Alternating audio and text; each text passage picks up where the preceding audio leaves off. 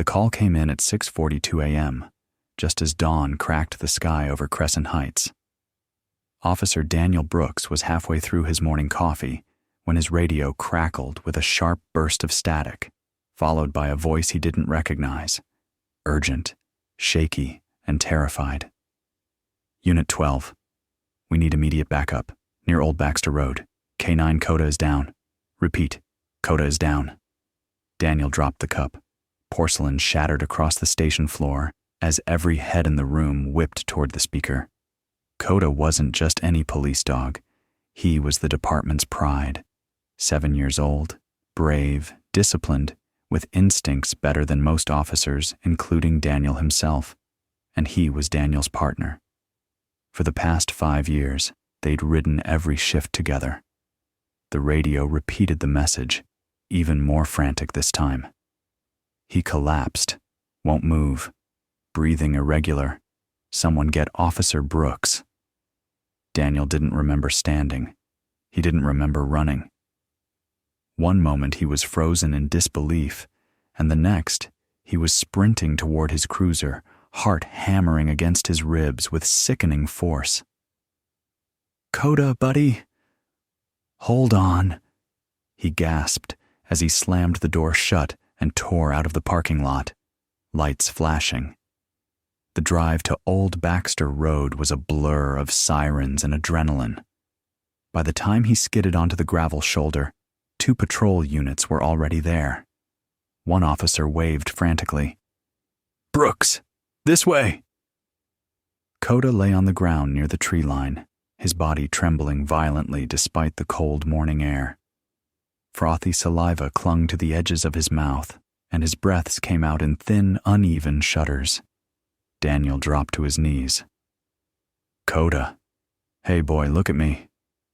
The German shepherd's eyes fluttered open for a second, glassy, confused, but they still recognized him. A faint whine escaped his throat. That sound nearly broke Daniel. "What happened?" Daniel demanded, turning to Officer Ramirez. "We were tracking the burglary suspect." Koda picked up the scent, bolted toward the woods, then he just dropped. No warning. Nothing. Daniel slid a hand beneath Koda's head, supporting it gently. "It's okay, buddy. I'm here." Another weak shiver ran through Koda's body. An ambulance pulled up behind them, not for humans, but for animals. Crescent Heights had a K9 medical response unit for emergencies just like this. 2 vet techs leapt out with a stretcher. "We've got him," one said. "Get him to Dr. Ruiz at Crescent Veterinary Trauma Center. Now." Daniel refused to let go of Koda even as they loaded him into the transport vehicle. He climbed inside, keeping one hand on the dog's fur the entire ride. And through the sirens, through the shaking of the ambulance, one question clawed at his chest. What could take down a dog like Koda? Across town, 10-year-old Malik Thompson sat cross-legged on his bedroom floor, a small police badge pin resting in his palms. It was old and scratched, metal worn at the edges, but precious. Officer Brooks had given it to him 2 years ago, right after Koda saved Malik's life. He still remembered that day vividly. The screaming, the smoke, the fire climbing up the apartment hallway like a living monster. Malik, frozen in terror, Koda charging in through the flames to pull him out by his sleeve. Koda had been his hero ever since, and every week since then, Officer Brooks and Koda visited Malik's school, letting the kids pet the dog, take pictures, ask questions. Malik always hugged Koda the tightest. This morning, though, Malik's mother had woken him early with tears in her eyes. "Baby, something happened to Koda." The badge nearly slipped from Malik's fingers. "What? What happened? Where is he? Is he hurt? Mom, tell me." "I don't know the details, honey," she whispered, kneeling to look him in the eye. "But your officer friend, Daniel, he texted me. They're taking Koda to Crescent Veterinary Trauma Center." Malik didn't wait. He ran to get dressed, shoes barely tied. His mother grabbed her keys, and within minutes they were rushing across town. Malik pressed his forehead to the cool window of the car. Ksusha. The badge trembled in his hands. Please be okay, Koda. Please. At the trauma center, chaos filled the emergency bay. Koda, 7-year-old German Shepherd, Police K9, one tech called out as they rolled him in. Collapse suddenly, tachycardia, shallow breathing, tremors. Dr. Helena Ruiz, 44, the city's top veterinary trauma surgeon, stepped forward wearing scrubs and an expression carved with concern. Any known injuries? She asked quickly. No. Collapse on active track. Daniel hovered behind them, refusing to leave Koda's side until they forced him back behind the swinging ER doors. Please, he whispered, save him. We'll do everything we can, Dr. Ruiz promised. But her eyes lingered on Koda's limp paw, and Daniel saw the flicker of worry. Minutes stretched like hours in the waiting area. The scent of disinfectant clung to the air. Machines buzzed behind the walls. Officers began to arrive, some still in uniform, others rushing from home after hearing the news. When Malik arrived, he sprinted inside, eyes wide and red. Where's Koda? He cried. Is he alive? Can I see him? Daniel knelt to meet him, voice shaking. He's fighting, Malik. He's trying really hard. The boy pressed a fist against his mouth, struggling not to cry. He saved me. He can't die. Daniel pulled him into a tight hug. I know, buddy. I know. Suddenly, the ER doors opened. Dr. Ruiz stepped out, gloves stained, expression grim. Everyone stood. How is he? Daniel asked. Dr. Ruiz hesitated. Too long. Koda's organs are showing signs of systemic failure, she said softly. His breathing is worsening. He's fading faster than we can stabilize him. Malik stumbled backward as if struck. No, he can't. Dr. Ruiz paused, breathing deeply before continuing. I'm sorry. I need to discuss humane options. The words shattered the room. Malik began to cry openly now, choking on each breath. No, you can't put him down. Please, no. Daniel felt his world collapse around him. Officers bowed their heads. One muttered a prayer. Dr. Ruiz added, I think you should come say goodbye. Malik's legs shook. Daniel steadied him with a hand on his shoulder. Let's go see him, Daniel whispered. Together, they walked toward the room where Koda lay, weak, trembling, dying, and Malik could barely breathe through his tears as he prepared to say goodbye to the dog who once saved his life. He stepped inside, and Koda lifted his head. Just barely. Then Malik gasped as the dying dog, with the last of his strength, raised one unsteady paw and reached for him. The boy hurried forward, tears streaming. Koda. He wrapped his arms around the dog, hugging him tight. Koda hugged back, weak, shaking, but real. And that's when Dr. Ruiz, watching from the doorway, suddenly froze. Her eyes narrowed. She stepped closer. Wait, she whispered. Stop everything. For a moment, no one breathed. Koda's trembling paw remained draped across Malik's small shoulders, the dying dog leaning into the boy's embrace with a frailty that tore at every heart in the room. Malik clung to him, his fingers buried in the shepherd's fur, tears sliding down his cheeks and dripping onto Koda's neck. But Dr. Helena Ruiz had gone absolutely still. Her brows had pulled tight. Her head tilted just so. Even her pupils narrowed as she focused on something the others couldn't yet see. Wait, she repeated louder this time. She stepped toward them. Stop. Everything. Officer Daniel Brooks lifted his tear-reddened eyes. Dr. Ruiz, what? But she held a hand up sharply. Don't move him, she said. Don't even shift him. Malik froze, breath hitching. Did Did I hurt him? He whispered, voice barely a squeak. No, sweetheart, Dr. Ruiz said softly, but her tone was layered with urgency beneath the calm. You didn't hurt him. Koda just told us something. Malik blinked. What? Dr. Ruiz knelt beside the table, leaning close to Koda. Her eyes scanned his body with laser focus, searching for something. He moved with purpose, she murmured. Kshusha, not random spasms, not reflex. He responded to you, and right before that, his breathing pattern changed. Did you see it, Officer Brooks? Daniel frowned, stepping closer. I thought it was just him fading. No, Helena shook her head. Look. She pointed at the monitor. Koda's breaths were shallow, broken, but not in the pattern of collapse. It wasn't the smooth downward slope typical of end-stage organ failure. It was jagged, irregular, disrupted, unstable in a way that didn't match his lab results at all. That's not organ shutdown, Dr. Ruiz said. Something is interfering. Something is obstructing normal function. Daniel stared at her. You think something else is going on? I know something else is going on. Helena stood abruptly. Nurse, I need the portable scanner in room 3, now. The sudden surge in her voice electrified the room.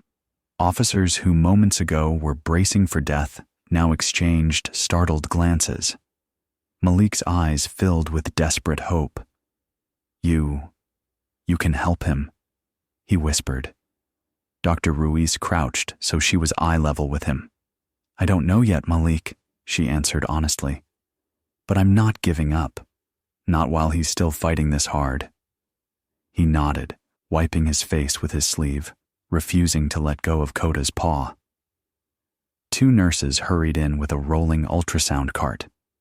Helena snapped on gloves and motioned them forward. Daniel, support Koda's head. Malik, you can keep holding his paw, but stay still. Everyone else, give me space. Daniel positioned himself by the dog's head, touching Koda gently. Easy, buddy, he murmured. Let Dr. Ruiz do her thing. Koda's eyes half opened, cloudy but aware. Malik stood beside him, clutching his paw like a lifeline. The room filled with the quiet hum of the machine as Helena spread cool gel along the dog's abdomen and pressed the scanner against his skin. The monitor lit up, shadows, shapes, movement. A frown creased Helena's forehead. Come on, show me. Then she stopped.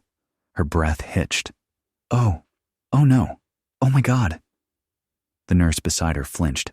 Doctor? What is it? There's a mass. Helena pointed at the screen. Something large, not biological.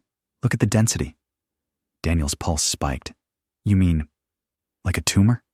No, she breathed. Not a tumor.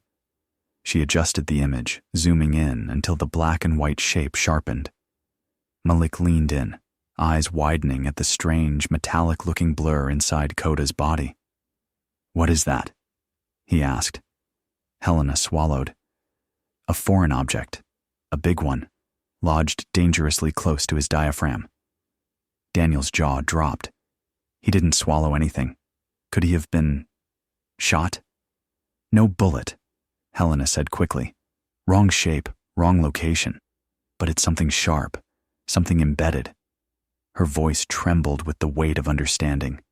And every time he moved, every breath, every run, every jump, it tore deeper inside him. A murmur rippled through the officers at the doorway. Malik looked shaken. So, he was hurting all this time. Daniel pressed a hand over his mouth, emotion burning his eyes. He still chased suspects, still trained, still protected Malik during school events. He never stopped working. He never shows pain, Doctor, Ruiz whispered. Not even when he should. The boy stared at Koda in awe, tears slipping down his face. Koda, you were hurting and you still saved me? Koda's ear twitched, as if answering. Helena rose abruptly. We need to get him into surgery. Now. Daniel's breath caught. He still has a chance. Yes, Helena said, her voice gaining strength. Because what's killing him isn't his body failing. It's something inside him that shouldn't be there. And if I can remove it, if his vitals hold, he could survive. Malik gasped, hope exploding across his face. He can live? Dr. Ruiz placed a firm hand on his shoulder. He can. In an instant, the quiet room erupted into action. Nurse Rodriguez, prep Or 2 for emergency extraction. Start a second IV line. He's going to need fluids. Officer Brooks, stay with him until we move him. Xusha. Malik squeezed Koda's paw, leaning close.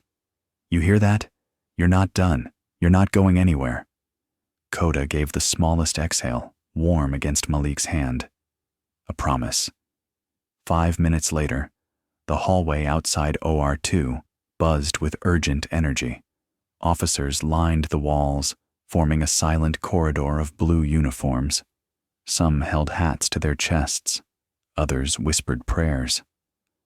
Malik stood between Daniel and his mother, hands shaking as he clutched the badge Officer Brooks once gave him.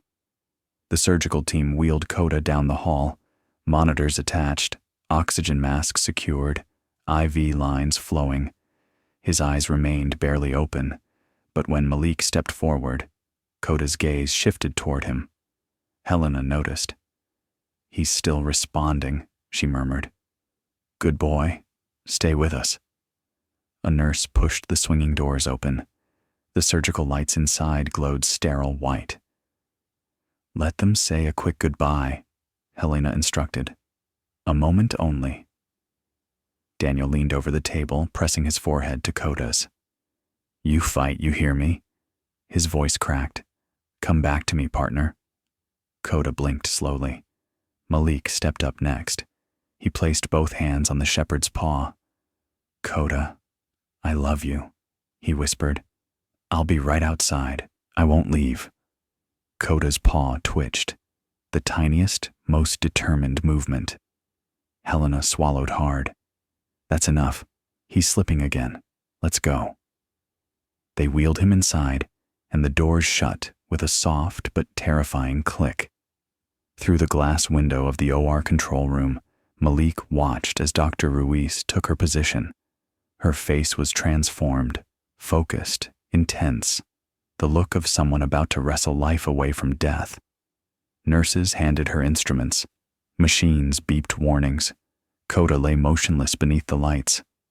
As Helena made the first incision, Malik whispered, Please, please save him. Daniel rested a hand on the boy's shoulder. He's the toughest dog I've ever known, he murmured. If anyone can survive this, it's Koda. 30 minutes passed, then an hour, then 2. Inside, the surgery had become a fight.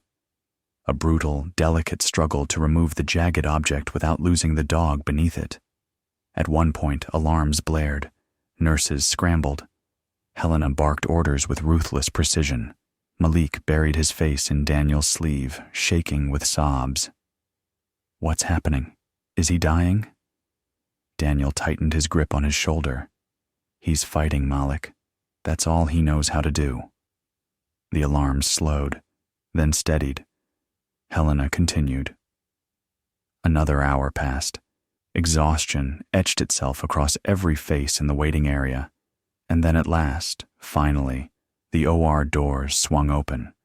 Dr. Helena Ruiz stepped out. She held something small and metallic in her gloved hand, and she was smiling through tears. Malik, she said softly. Officer Brooks. Everyone. She lifted the bloodied shard. This is what was killing him. Daniel's knees almost buckled. Malik's breath stopped in his chest. But Koda made it. Dr. Ruiz finished, her voice trembling. He's alive. And the hallway erupted into sobs, cheers, prayers, laughter, and pure, overwhelming relief. Koda had survived the impossible. But his journey wasn't over. It had only just turned. For several seconds, no one moved. Dr. Helena Ruiz stood in the hallway, still wearing her surgical mask pulled down beneath her chin, eyes shimmering with tears that she didn't bother to wipe away. In her gloved hand, she held the bloodied fragment, small, jagged, and wickedly sharp. It looked harmless in size, yet monstrous in consequence. Malik stared at it with wide, trembling eyes.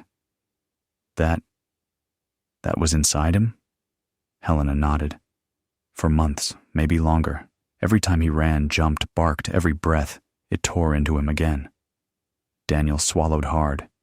He'd seen bullets, knives, shards of glass. But this had been hiding inside Koda like a silent assassin, wearing him down inch by inch. Yet the dog had never stopped working, never complained, never slowed unless he forced him to. "What is it?" Daniel asked quietly. Helena held it up to the light. "Xusha. Looks like metal shrapnel, edged, possibly from a broken fence, a tool, or..." She paused, expression darkening. "Or from one of his operations." Daniel stiffened. Malik's small hand crept into Daniel's, squeezing. "You mean someone hurt him?" Malik whispered. "I'm not saying intentional," Dr. Ruiz replied quickly. "He could have collided with debris during a chase, or crashed through something while tracking a suspect. It's impossible to know for sure." Daniel nodded, though his stomach twisted. Koda had chased dozens of criminals over the years, through scrapyards, abandoned warehouses, construction sites. Anything could have caused it. But what mattered now wasn't how it happened. What mattered was that Koda was alive. Helena gestured toward the recovery wing. "He's sedated, but stable. His vitals are holding. We'll know more in a few hours, but he made it through the worst." The officer corridor, silent only moments before, erupted into applause, tears, relieved laughter, even a few shouted prayers. Someone hugged Daniel from behind. Someone else clapped his shoulder. Another officer wiped his eyes and murmured, "That dog is a legend." But Malik didn't celebrate. He didn't cheer. He simply burst into tears, loud, raw, shaking sobs of relief, and threw his arms around Dr. Ruiz. She froze for a heartbeat, then wrapped him gently in her arms. "It's okay," she whispered into his hair. "It's okay. He fought hard. You helped him fight." Daniel stepped forward. "Malik, you want to see him?" The boy nodded vigorously, wiping his face with his sleeve. "Is it safe?" he asked Dr. Ruiz. "You can see him from the doorway for now," she said. "Quietly. He needs rest." They walked together down the hall, Daniel's hand on Malik's shoulder, Dr. Ruiz guiding them. When they reached Recovery Room 4, Helena cracked the door open. And there he was. Koda lay on a padded table, warmed by blankets and an external heater. His chest rose and fell in slow, even breaths. A soft bandage wrapped around his side. Tubes ran from his paws. A heart monitor beeped quietly, steady and strong. "Wow," Malik whispered. "He looks tired." "He is," Helena said. "His body is exhausted from the surgery and months of hidden injury. But he's stable, and he's safe." Malik stepped closer, careful not to cross the threshold. "Can he hear me?" "He might," Helena said softly. Malik placed a hand on the door frame, leaning in. "Koda," he whispered. "It's me. I'm right here." Koda's ear twitched, barely, but it twitched. Malik gasped, a smile spreading across his tear-streaked face. "He heard." Daniel exhaled shakily. "Yeah, buddy, I think he did." Helena allowed them another minute, then gently ushered them back. "He needs uninterrupted rest now," she said. "But he's responding, and that's a very good sign." Malik nodded, hugging himself tightly. "I'll come back tomorrow." "You can," Helena replied. "But today, Go get some rest. It's been a long day for all of us." The next hours blurred together in a haze of waiting, quiet conversations, and a slowly thinning crowd of officers who eventually went home only after Daniel promised to text updates. By early afternoon, only a handful remained: Daniel, Malik, and his mother, and 2 officers from Koda's unit. Dr. Ruiz emerged from Koda's room, jotting notes on a tablet. "Good news," she said.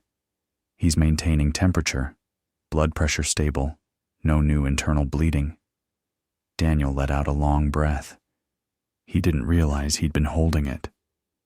Malik, however, was still staring at the fragment of metal resting in a sealed container. "That thing almost killed him," he said quietly. Helena nodded. "Yes." The boy frowned. "Can I hold it?" Helena blinked, taken aback. "Why do you want to?" "So I remember," Malik whispered. "How strong he is." Her expression softened. She opened the container, carefully placing the fragment in the boy's hands. It was heavier than it looked. Malik stared at it intensely, as if memorizing every sharp edge. "He carried this," he murmured, "all by himself. Xusha. And he still saved people." Daniel knelt beside him. "He'd do it again," he said. "That's who he is." Malik looked up. "Why? Why would he keep going even though it hurt?" Daniel placed a hand over the boy's. "Because he loves his work," he said quietly. "And because he loves the people he protects." Malik swallowed. "He loves me. More than you know." A tear slipped down Malik's cheek, not of sadness now, but of awe. Evening settled over Crescent Heights. The waiting room lights dimmed. Dr. Ruiz gave her final instructions before stepping out to sleep in her on-call room for a few hours. "Officer Brooks," she said, stopping in front of him. "You can stay with him overnight if you want." Daniel blinked. "Really?" "You're his partner," she said. "Sometimes familiarity helps recovery." "Thank you," he said, voice thick. "Malik," she added, turning to the boy, "you need real rest. Come see him tomorrow morning. He'll be glad to have you." Malik's shoulders slumped. "But I want to stay too." His mother knelt beside him. "Baby, he's safe, and he'd want you to sleep." Malik wiped his eyes. "Okay." He walked toward Daniel and hugged him tightly. "Take care of him, please." Daniel hugged him back. "I will, I promise." Before leaving, Malik peeked once more into Koda's room. "Good night," he whispered. "I'll be back." Koda didn't move, but the monitor's steady beep felt like an answer. Hours passed. The hospital grew quiet. Daniel sat in a chair beside Koda's table, hand resting on the dog's paw. He kept his voice low, talking softly, telling Koda about the officers, about Malik, about how proud he was of him. Sometimes Koda's ear twitched, sometimes his breathing quickened. Each time, Daniel squeezed his paw gently and whispered, "I'm here, partner. Rest. You're safe." Around midnight, a soft knock sounded at the door. Daniel frowned. "Come in." A nurse peeked inside. "Officer Brooks, Koda is doing well, but..." She hesitated. "But what?" "We noticed something on the pre-op scans," she said quietly. "Something Dr. Ruiz didn't have time to address during the surgery." Daniel stood quick. "Something wrong?" "I don't know yet. Dr. Ruiz will look in the morning. She didn't want to worry you before she confirmed." Daniel's heart slammed into his ribs. "Is Koda in danger?" The nurse didn't answer at first, then softly, "He might be." Daniel's world tilted. No, not after all this. Not when Koda had fought so hard. "What did you find?" he whispered. The nurse swallowed. "A second shadow," she said. "Another object, near his lung." The monitor beeped steadily, oblivious. Daniel's breath shook. "We don't know what it is yet." the nurse whispered. But Dr. Ruiz thinks Koda may have another foreign object inside him. Daniel's legs went weak. Another one, hidden deeper, more dangerous. And this time, Koda might not have the strength for another surgery. The room went silent except for the steady beep of the monitor. Koda slept on, unaware of the new shadow waiting inside him, unaware of the next battle he'd have to fight. And Daniel, staring at the dog he loved like family, whispered into the quiet room, "Please, let my partner have enough fight left." For a long moment after the nurse left, Officer Daniel Brooks stood frozen beside Koda's recovery table. The faint, rhythmic beeping of the heart monitor echoed through the dim room, steady yet fragile, a reminder that the dog's life hung in a careful balance. Another object, a second foreign object buried deep near the lung. He stared at Koda, his partner, his friend, his family, and felt the weight of helplessness press against his chest. Koda had already fought through hours of surgery, survived a wound that would have killed most dogs long ago. He'd been running, jumping, saving lives with a piece of metal carving into him every day. How much more could he take? Daniel lowered himself back into the chair, resting a hand gently over Koda's paw. "Why didn't you show pain?" he whispered. "Xusha, why didn't you slow down? Why didn't you let anybody help you?" Koda's ear twitched, as if responding despite being heavily sedated. Daniel smiled sadly. "Yeah, I know. You didn't want us to worry?" The minutes ticked by. Midnight turned into the early hours of the morning. Nurses walked in and out quietly to check vitals, adjust fluids, and update charts. Every so often, Koda's breathing hitched, and Daniel's heart climbed into his throat, but each time the shepherd steadied again, still fighting, still holding on. Around 3 a.m., Daniel leaned back, exhaustion making his eyes heavy. He rubbed his face.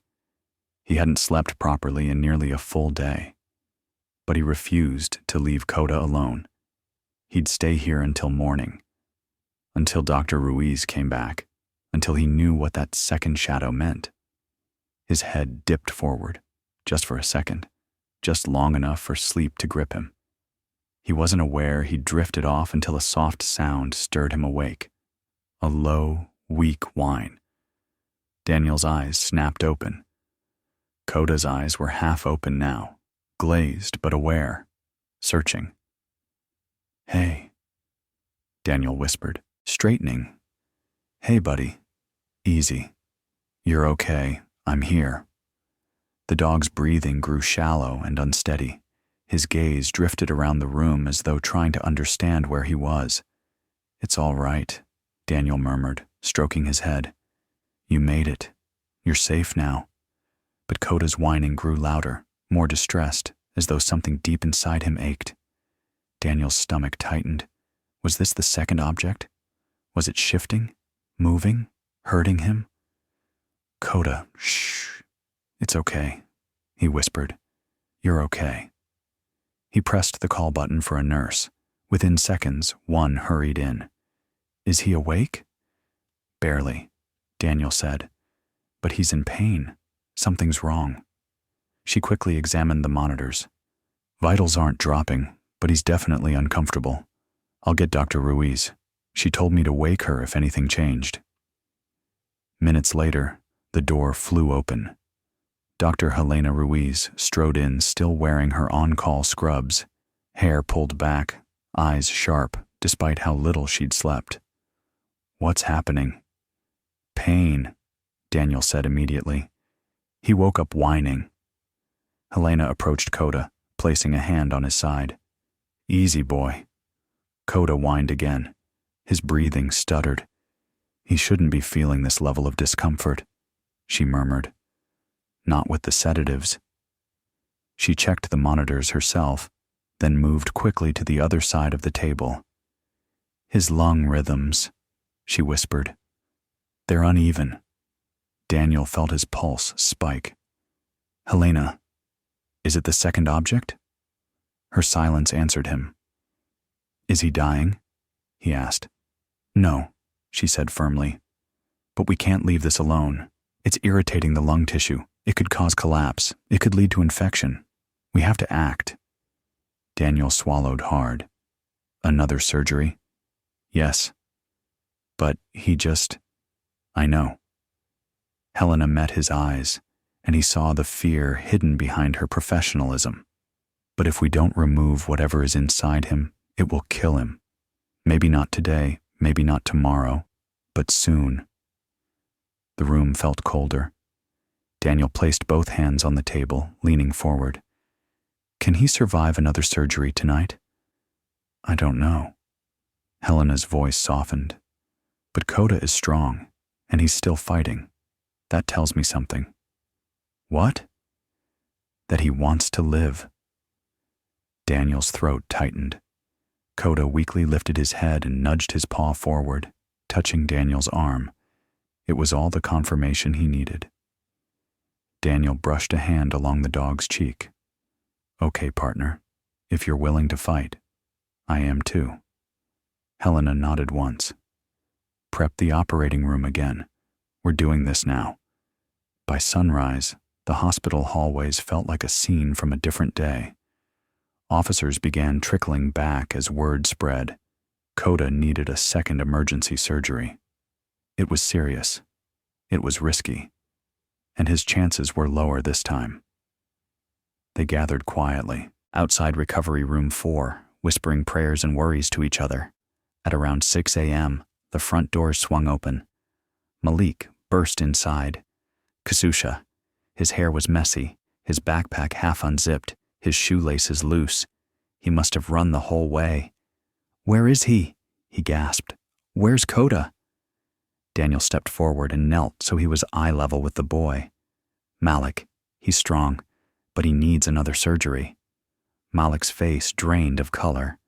Another one? He's already tired. I know, Daniel whispered, but he's still fighting. Malik shook his head rapidly. I want to see him. Please. Helena emerged from the prep room just then, gloves on, mask hanging unused around her neck. 5 minutes, she said softly. Then we need to bring him to the OR. Malik nodded frantically. They walked him down the hall to the prep room where Koda lay on a transport gurney, wrapped in warm blankets, oxygen tube secured. His breathing was rougher now, but still steady enough. Koda, Malik whispered, approaching with small, slow steps. Hey, buddy. I'm here. Koda's eyes flickered open. Malik reached out, gently touching his paw. Are you scared? He whispered. Koda gave a faint exhale, soft, shaky. I'm scared too, Malik said, voice breaking. But you're the bravest dog I know. You can do this. I know you can. Helena's voice broke the moment. It's time. Malik leaned forward quickly and pressed his forehead against Koda's. I need you, he whispered. I still need you, okay? Please come back.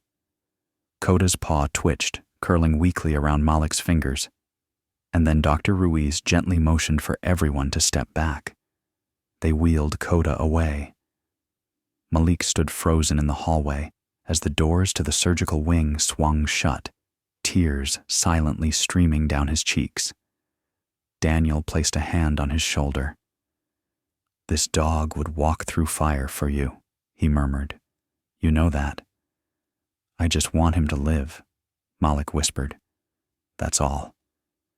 The second surgery was harder, longer, more dangerous. Inside the OR, Dr. Ruiz worked with an intensity fueled by sheer determination. Nurses moved quickly, following her commands as she navigated Koda's fragile chest cavity. There, she said suddenly. I see it. The room went still. Another piece of metal, smaller than the first, but embedded cruelly near the lung tissue. Helena's heart hammered. Get me forceps, gentle suction. He's dropping. Adjust the oxygen. Alarms blared. Machines beeped frantically.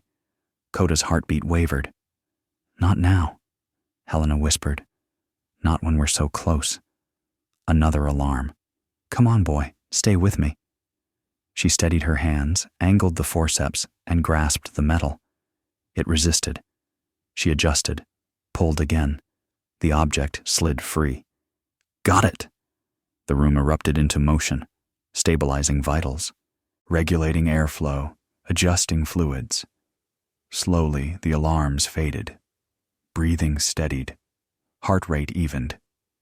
Helena closed her eyes. He made it, she whispered. When Helena emerged into the hallway hours later, Malik and Daniel were waiting, Malik asleep on a chair, head leaning against Daniel's arm. Officers surrounded them in a silent semicircle of anxious hope. Helena stepped forward. Daniel stood immediately. Malik blinked awake. Well? Daniel asked. Helena removed her mask, revealing a tired but genuine smile. He made it through, she said. Both objects are gone. His lung is intact. He's weak but stable. Malik gasped. He's alive? Alive, Helena said softly. Very much alive. The hallway filled with relieved sobs and applause. An officer covered his face. Another hugged his partner. Daniel closed his eyes, overwhelmed with emotion. But Malik? Malik ran to Helena and wrapped his arms around her. Thank you, he whispered. Thank you for saving him. Helena hugged him back tightly. Koda saved himself, she said. I just helped him finish the fight. Later that afternoon, when Koda finally woke up, truly woke up, Malik was there. He sat beside the recovery table, holding the dog's paw gently in both hands. Koda, he whispered, tears glimmering. You came back. Koda blinked slowly, then rested his head against Malik's arm. Kasusha. Daniel stood behind them, eyes bright, voice thick as he said, Welcome back, partner. And Koda, hero, protector, survivor, let out a weak but unmistakable wag of his tail. A promise, a beginning, a quiet, unbreakable vow that he wasn't done protecting the people he loved, not even close.